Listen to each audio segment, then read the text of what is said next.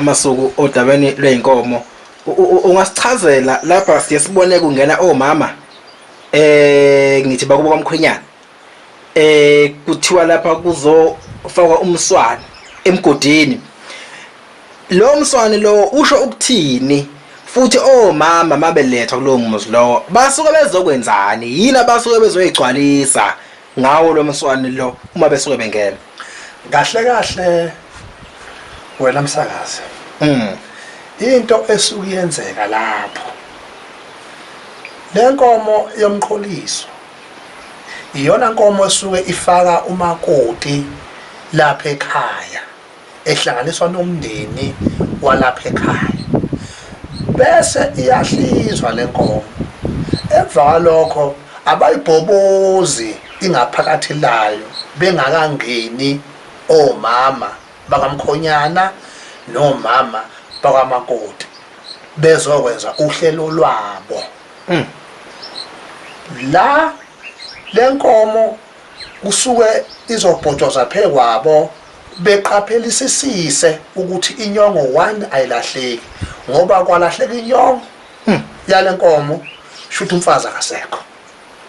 Madoda, Emva kwalokho kancane masuku okusho ukuthi le nyongo mangase kwenzeke ngebhadi nangephutha iduke le nyongo kuzokwenzakala. Awukho umshado, umfazi akasekho.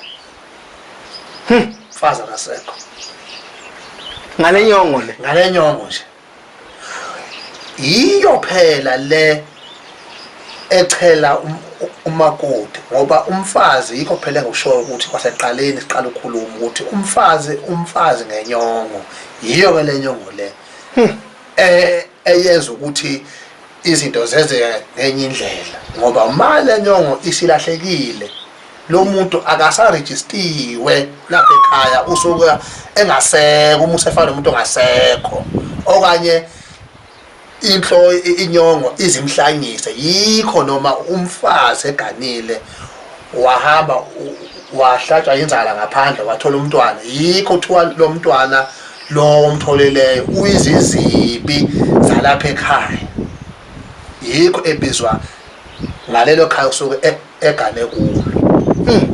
Yebo, okusho kubalulekile ukuthi iqikelele ngempela le nyongo ayilahleki. Le nyongo le iyaqikelelwa, yiyo phela le ethenga ithuna likamakoti ukuthi ke le ngane yakonyanda njengoba igana kwaNdlovu namhlanje ithuna layo alisekho kwamdlalose, sele kwaNdlovu ithuna lakhe. Yikho mayeshona lo muntu engasangcwatshwa phela le kubo kwakhe, ngoba nayo inkomo esithenga ithuna lakhe.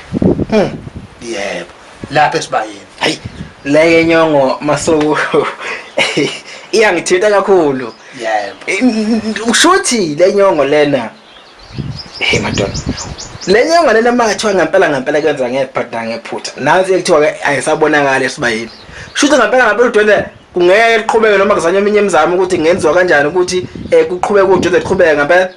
Cha, sefanele kuhlale phansi kuboniswane, kukhulunywe, kuxoliswe, ongcono ngahlatshwa noma imbuzi.